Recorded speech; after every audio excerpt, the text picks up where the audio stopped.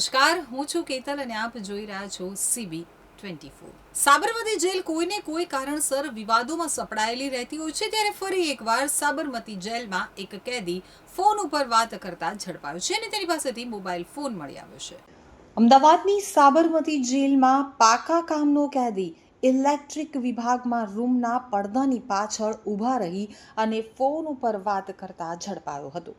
મળતી માહિતી મુજબ સાબરમતી જેલમાં ઇન્ચાર્જ ઝડપી જેલર તરીકે મોહસિન ખાન પઠાણ ફરજ બજાવે છે, તો મોહસિન ખાનને ખાનગી રીતે બાતમી મળી હતી કે સાબરમતી જેલ વિભાગ 2માં એક કેદી પાસે મોબાઈલ ફોન છે, જેથી તેઓ દ્વારા ઇલેક્ટ્રિક રૂમમાં તપાસ કરી હતી। ત્યારે પડદા પાછળ પાકા કામના કેદી ભાવેશ કડુસ્કર મોબાઈલ ફોન ઉપર વાત કરતા ઝડપાઈ ગયો હતો। મોબાઈલ ફોન ઉપર વાત કરતા તેને ઝડપી પાડવામાં આવ્યો છે અને બાદમાં ઇલેક્ટ્રિક રૂમમાં તપાસ કરતા 18 જેટલી તમાકુની પડીકી પણ મળી આવી હતી, જે અંગે પૂછપરછ કરતા તેણે જણાવ્યું કે આ પડીકી પણ તેની જ છે। તો જેલર દ્વારા મોબાઈલ ફોન, સિમ કાર્ડ અને તમાકુની પડીકી સહિતની ચીજ વસ્તુઓ કબજે કરી હતી।